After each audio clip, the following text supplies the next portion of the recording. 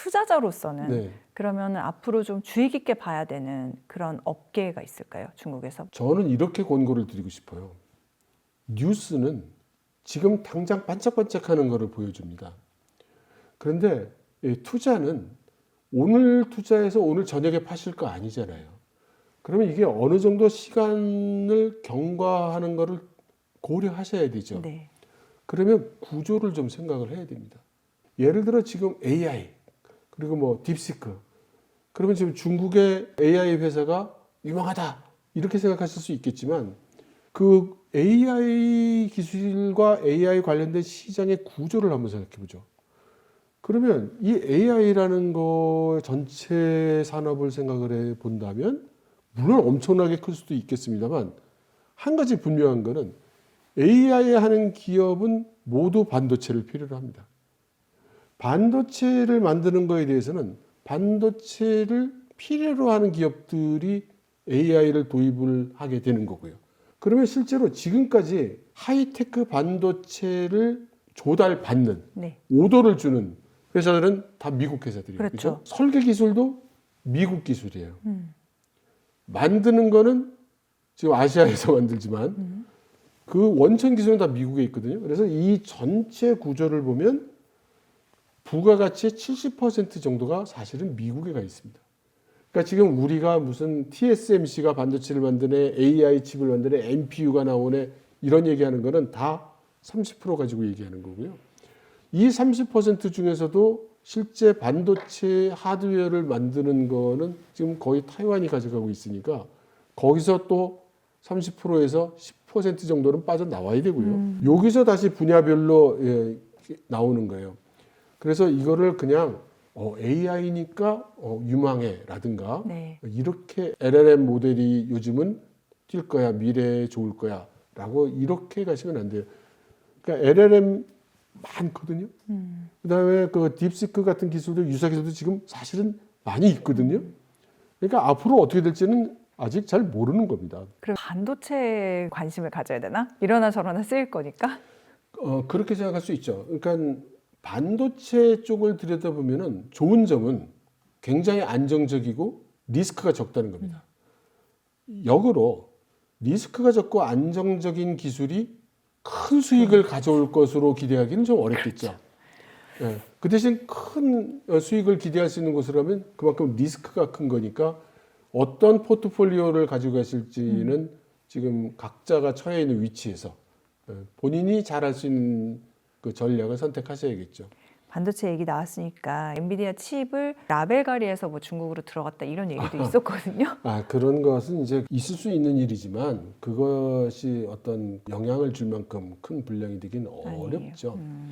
그리고 이 엔비디아 또 TSMC로 이어지는 이 AI 관련된 반도체 말씀을 좀 드려보면 우선 이런 현재 이야기되고 있는 AI는 현재 기술로 추구할 수 있는 가장 극단적인 성능을 요구하는 겁니다. 그죠?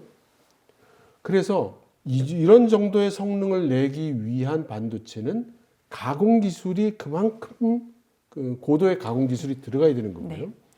그러면 그런 고도의 가공 기술을 가진 회사가 현재로서는 TSMC 한 군데밖에 없는 거고요. 그러면 중국이 TSMC만한 가공 기술을 가지고 있냐? 아닙니다. 삼성만큼의 가공 기술을 가지고 있냐? 아니에요. 인텔만큼을 가지고 있냐? 아닙니다. 그러니까 어떻게 했어요? 중국은 반도체 가공 기술에서 이 병목 현상으로 목이 잡혀 있는 겁니다. 그러면 만들 수는 있어요. AI 칩은 만들 수는 있지만 전력은 많이 들고 성능은 낮다. 이런 상황이 되는 거고요. 역설적으로 네. 딥시크는 성능이 나쁘고 전력을 많이 쓰고 돈이 많이 들어가는 반도체밖에 쓸 수가 없었기 때문에 어떻게 하면 이거를 좀 덜 쓰고 할 수 있나를 고민하다 보니 이런 기술이 나온 거거든요. 그러니까 이것을 중국이 AI와 반도체 관련 반도체에 관계된 기술을 많이 해결했다고 보시면 안 됩니다. 그렇지는 않아요. 브레이크스루를 한 군데를 내서 가능성을 보인 거지. 이게 뭐 해결이 되거나 엄청나게 큰 성과를 전면적으로 가져온 건 아닙니다. 그러니까 이렇게 생각하실 수 있어요. 양과 질로 나눠서 양적으로는 중국이 전면적인 AI 도입에 들어갈 건 틀림없어 보입니다. 근데 그 질적으로 볼 때 이 중국에서 밀어댈 AI 사업이 굉장히 정밀도가 높거나 이런 기술 쪽을 개발에 성공한다거나 타파에 낼 수 있다는 뜻이냐? 그건 아닙니다. 이렇게 말씀드릴게요. 지금 스타링크가 있어요. 그죠? 네. 근데 이게 저위도잖아요. 네. 왜 저위도일까요? 위성이 가까이에 있어야 자동차든 그 핸드폰이든 단말기가 작아도 되는 거예요. 그러니까 내 휴대폰 능력이 네. 작으니까 아래에 있으니까. 위성이 좀 내 가까이로 와줘야 되는 거죠. 그래서 이제 저위도가 되는 거예요. 근데 중국도 지금 스타링크 같은 거를 지금 하고 있거든요. 근데 중국의 스타링크 같은 위성은 일론 머스크의 스타링크보다 고위도에 있어요. 높이 있어요. 높이 있으면 잘 안 와닿을 거잖아요. 예. 그런데 왜 올라가 있을까요? 그것은 스타링크에서 채택하고 있는 반도체를 만들 수 없기 때문에 그래요. 아, 그러니까 기술적으로 그게 걸리니까 위로 어쩔 올라갈 수 수밖에 없는데 위로 올라가게 되면 거리가 멀어지니까 그러면 자동차 내비나 우리 휴대폰에 있는 이 파워가 세져야 돼요. 그럼 이 파워가 세지려면은 휴대폰이 커지거나 뭐 이래야 된다는 얘기가 되겠죠. 그러니까 이렇게 서로 기술이 영향이 있는 것이고 지금 중국의 입장에서는 그러면 스타링크를 미국이 하는데 우리는 안 할 수 있느냐? 우크라이나 딱 보니까 만일에 전쟁이 일어나면 스타링크 있는 나라와 없는 나라가 어떻게 되는지는 너무나 뻔하잖아요. 그러니까 없을 수 없어요.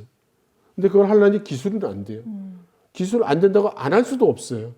그러면 좀 못난 기술이라도 좀 투박한 기술이라도 하는 거죠. 그리고 그거를 발표를 할 때 우리는 뭐 시골스러운 기술인데 그래도 없는 것보다 나아요. 이렇게 발표하지는 않죠.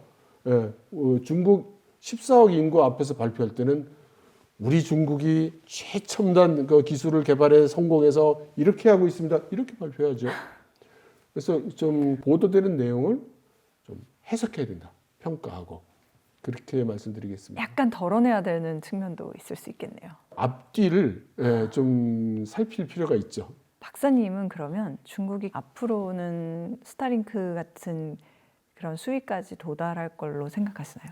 이미 스타링크를 모방한 그 위성 서비스 기업이 2개가 있고요. 지금 열심히 위성을 쏘고 있습니다. 지금도. 그리고 그 2개의 위성 회사를 지금 합병을 했어요. 그러니까 그 뜻은 스타링크와 동일하거나 유사한 시스템을 중국이 만든다는 뜻이고 역설적으로 얘기하면은 안 만들 수 없는 처지에 있다고 얘기할 수도 있습니다. 그러니까 그런 기술들은 계속 나올 거예요. 박사님께서 그동안의 미국의 관세에 대해서 중국은 준비가 돼 있다라고 말씀하신 그 내용도 좀 자세히 들어보고 싶습니다. 우선 그 중국이 미국과의 무역 전쟁을 어떤 시각에서 보고 있는가라는 걸 한번 생각을 해보죠. 트럼프 1기에 갑자기 무역 전쟁을 당한 중국 입장에서는 그때는 급습을 당한 거예요. 아무 준비가 안 돼 있었습니다. 당시에는 뭐 보잉 좀 더 사주고 뭐 이렇게 좀 성의 표시를 잘하면 되겠지 뭐 이렇게 생각을 했는데 그 이후에 진행해 보면 그게 아니었던 거죠. 이것은 분명하게 미중이라는 두 강대국 사이의 국력 경쟁 이런 양상을 띄었고 지금은 거의 그 어떤 분들은 패권 경쟁이라고까지 이야기하는 이제 그런 상황이 왔습니다. 근데 여기서 이제 몇 가지 말씀드릴까요? 첫째, 중국 입장에서는 중국이 미중 간의 경쟁을 시작한 게 아니에요. 당한 입장이죠. 그래서 중국은 계속 일관되게 얘기를 해왔습니다. 나는 미국 니만 못하다. 그러니까 네가 형님 하세요. 난 넘버 2, 넘버 3 해도 좋아. 라고 얘기를 하고 있어요. 그 뜻은 뭐냐면 중국은 미국과 현재 정면 대결할 생각은 없다는 겁니다. 둘째로 글로벌리스트들의 입장에서 전 세계 경제는 하나의 싱글 마켓, 단일 시장으로 뭉쳐오고 합쳐지는 일이 계속되어 왔습니다. 그리고 여기에 대한 그 20세기 이후 최대의 수혜자가 중국이죠. WTO 체제 이후로 중국은 많은 혜택을 봤어요. 그리고 이제 중국은 그래서 어떻게 생각을 하냐면 글로벌 마켓이라는 거가 중국한테는 너무나 중요하고 여기서 우리가 벌 돈을 다 벌어오고 여기서 우리가 가져올 기술을 다 가져와요. 그래서 바이든이 그 디커플링을 했을 때 중국은 굉장히 경악을 했죠. 그러면서 일관되게 얘기를 해서 나는 절대 여기서 안 떠난다. 나는 아무리 나를 잘라내도 나 여기 붙어 있을 거야. 이렇게 얘기를 했고 그래서 브릭스도 하고 SCO 상하이 국가 클럽에도 일도 하고 중동도 다니고 가면서 만일에 미국에서 잘려 나오게 된다면 어떻게 해서든지 그래도 세계 시장에 붙어 있어야 되기 때문에 그런 노력을 계속해 왔죠. 이런 시각으로 보고 있는 중국 앞에 트럼프 2.0은 관세를 막 때리는 거예요. 그것도 옆에 있는 인접국가 우방국가부터 이건 뭐지? 이제 이런 현상 이렇게 되겠죠. 그리고 실제로 미국 안에서도 이거는 중국을 디커플링 시키기는커녕 미국이 자원에서 디커플링 하고 있는 거 아니야? 미국이 디커플링 되겠네? 이제 이런 시각도 있습니다. 만일에 그렇게 인지한다면 중국 입장에서는 표정 관리해야 되는 거죠. 둘째, 미국이 어떻게 나올지를 모르기 때문에 중국은 그동안 많은 준비를 해왔습니다. 우선 거시적으로는 미국에게 팽을 당하더라도 살아남을 수 있게 데미지 컨트롤 할 수 있게 하기 위해서 미국의 영향도를 줄여왔어요. 그래서 중국이 원래 가장 그 대외 경제 비중이 GDP 차지하는 비중이 제일 높았을 때가 71%까지 올라갔었는데 지금 38%로 내려와 있고 또 대외 경제에서 미국이 차지하는 비중도 계속 줄여와서 지금 미국이 차지하는 비중이 한 12%밖에 안 됩니다. 그래서 전체 중국의 GDP로 따질 때 이제 미국은 5% 미만의 비중이에요. 그러면 5% 미만이니까 괜찮으냐? 아닙니다.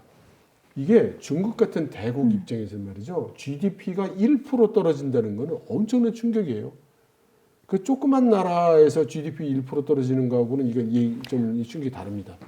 그리고 우리가 이런 상황에서의 무역은 우리가 두 가지로 나눠서 생각해 보면 좋을 것 같아요. 하나는 전략적으로 너무나 중요해서 이거를 딱 남에게 통제를 당하면 나는 큰일 나는 이제 이런 부류의 물건이 있고 무역 거래가 있고 너 아니면 말고 남 거 쓰고 뭐 이런 류가 있어요. 그러니까 우리가 예를 들어서 테무나 알리익스프레스에서 사는 뭐 몇천 원짜리 물건 같은 거는 있어도 그만이고 없어도 그만이고 별로 중요하지가 않은 거죠. 뭐 티끌모아 태산이 될 수는 있겠지만 그러나 중국 같은 국가에서 이제 문제가 되는 거는 예를 들어 미국이 지금 제재당하고 있는 것처럼 반도체 안 팔아 뭐 이런 거를 당하면은 전체 산업에 이제 영향을 줄 정도로 큰 거죠. 그러니까 중국 입장에서는 가장 미국에 대항해서 준비해야 될 게 뭐겠어요? 후자죠. 그렇죠. 그러면 중국에게 미국에게 제압을 당하면 안 되는 물자가 세 가지 정도 있습니다. 첫 번째는 식량이에요. 식량이요? 예.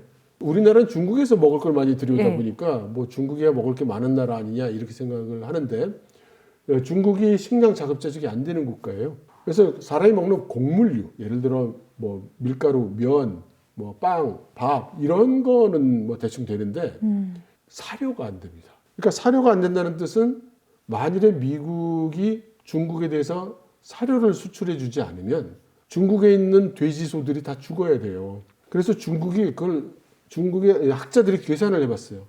우리가 중국이 주로 사료로 수입해 오는 게 대부분 대두고 일부 이제 옥수수입니다. 그럼 이거를 쥐어짜 가지고 중국 사람들이 좋아하는 식용초를 만들고 그 찌꺼기를 가공해서 사료를 만들어요. 그럼 이거를 이제 돼지나 소나 뭐 닭이 먹는단 말이죠. 그럼 미국에서 들여오고 있는 이 사료를 그러면 그 대두를 중국 안에서 키워야 된다. 경작을 해야 된다. 그러면 우리가 새로 대두 밭을 만들어야 되는데 얼마나 필요할까 계산을 해봤더니 한반도의 8배 면적이 필요하다는 겁니다. 대두밭만. 예, 대두밭만. 그러니까 이거 불가능한 얘기죠. 네. 그래서 이 사료에 대한 식량에 대한 보호 조치를 해야 되는 겁니다. 두 번째는 에너지. 네. 중국이 에너지를 굉장히 많이 쓰는 나라인데 상당 부분은 그 자국 내에서 생산이 되거나 예를 들어 석탄 같은 경우 자국에서 자급자족이 되고 또 가스 같은 경우 러시아가 인접 국가에서 맞아요. 가져올 수 네, 있습니다. 가져올 수 있죠. 제일 문제가 되는 게 석유예요. 그러니까 석유 수입원이 끊기면 그러면 이제 큰일이 나는 겁니다. 그래서 그 에너지 특히 석유가 있고 세 번째가 지금 반도체를 비롯한 이 하이테크 기술이에요. 이 세 가지가 중국 입장에서 가장 미국에게 컨트롤 당하면 안 되는 겁니다. 그래서 첫 번째 식량 같은 경우에 이번에 한번 보세요. 중국이 미국에 대해서 보복 관세를 했잖아요. 네. 보복 관세 처음으로 한 게 뭐였습니까? 농산물이었습니다. 미국의 농산물에 대해서 보복 관세를 했어요. 근데 미국의 그 보복 관세 대상이 되는 농산물이 뭐였을까요? 대두였습니다. 이해가 좀 안 되는데요. 그러니까 이게 메시지인 겁니다. 저는 이거를 이렇게 해석합니다. 해볼 테면 해봐. 난 준비돼 있어. 네가 대두를 나한테 안 팔면 우리 중국 사람 돼지고기 못 먹고 큰일 난다 해? 아니야. 준비돼 있어. 그러니까 알려진 아킬레스건에 대해서 예. 너네가 이걸 찌르겠지만 우리는 그것도 괜찮다. 그렇습니다. 그래서 대두가 그동안 중국이 원래는 대두의 세계적인 그 수출국이 미국인데 그 원래 중국이 미국에서 거의 다 사왔어요. 이거를 그동안 브라질로 계속 바꿔왔습니다. 그리고 이번에 또 어떤 뉴스가 있었냐면 미국에서 수입해오는 대두를 수입 금지 조치를 취한 겁니다. 그러니까 이거는 그러니까 일종의 바둑을 두는 거죠. 난 준비돼 있으니까 한번 해봐. 대두? 나 문제 없어. 그리고 에너지. 미국의 에너지에 대해서 보복 관세를 했죠. 우리가 에너지 봉쇄하면 우리가 어떻게 될까봐 문제 없어. 우리 해봐. 지금 이렇게 지금 나가고 있어요. 바둑을 두는 거예요. 그러니까 이것을 이제 이 큰 바둑을 두는 사람 입장에서 보면은 이거 봐라. 그럼 안 무섭다 소리네. 그러면 지금 중국에게 가할 수 있는 마지막 물자가 반도체인데 우리 딥시크 나왔지? 우리 좀 그 반도체 그 성능이 떨어져도 우리 이렇게 해결이 되네? 용용 죽겠지? 지금 이렇게 얘기를 하고 있는 거예요. 중국이 던지는 메시지는 그런 겁니다. 그러면서 이제 양회를 열고 인민들이여 우리 할 수 있어. 우리 이제 과학기술로 총력 전쟁 앞으로 지금 이렇게 메시지를 던지고 있는 거죠. 박사님 보시기에 그게 예. 약간 쇼잉이 있습니까? 아니면 실제로 다 준비가 돼 있습니까? 실제로 준비되어 있다고는 절대 얘기할 수가 없어요. 과학기술이 얼마나 넓은 영역이며 어디 그게 몇 사람을 며칠간 일시키면 어떤 결과가 나오는 게 과학기술이 아니지 않습니까? 그래서 그렇게 얘기할 수는 없는데요. 역설적으로 얘기해서 중국 지도부는 그렇게밖에는 할 수가 없잖아요. 그러면 이 14억 인구 앞에서 우리가 노력은 하겠지만 어떻게 될지 모르겠어요. 해봐야 알겠어요. 이럴 수 없잖아요. 미국이 우리를 자꾸 그 통제를 해가지고 우리 괴롭고 그동안도 괴로웠고 앞으로도 괴로울 것 같아. 이렇게 얘기할 수 없죠. 그러니까 비전을 보여야 되고 봐 되잖아. 딥시크 봐. 우리 해낼 수 있어. 에너지? 걱정하지 마. 야 그거 보복관세 해. 우리 미국 에너지 없어도 우리 다 준비돼 있어. 실제로 준비가 많이 돼 있습니다. 에너지의 경우. 그리고 식량의 경우 문제 없어. 돼지 좀 그만 먹어. 살찌는데. 이제 이렇게 얘기를 하는 거예요. 그러니까 이제 중국 입장에서는 그래놓고 말씀드렸지만 우리의 최저선은 있고 그동안 수년 동안 미국이 이렇게 나오면 우린 이렇게 하고 저렇게 나오면 이렇게 하고 이렇게 다 작전을 세워놓고 준비를 하고 있으니 자 던져봐. 지금 이런 상태에 있다는 거죠. 한한령 해제 기대감에 대해서 여쭤봤었거든요. 그리고 올해는 특히 에이펙이 있어서 네. 시진핑 방안이 정말로 큰 이제 관심사인데 조금 가능성이 있어요. 한한령이 완전히 풀린다는 건 아니지만 중국은 지금 전략적으로 한중일 FTA를 하고 싶어합니다.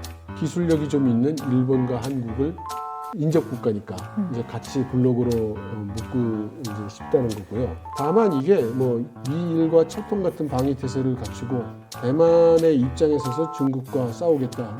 우리가 만일 다음 정부가 만일 그런 입장을 취한다면 시진핑 주석 입장에서 내가 왜 그런 페이버를 주겠어요? 네, 그렇게는 하지 않겠죠.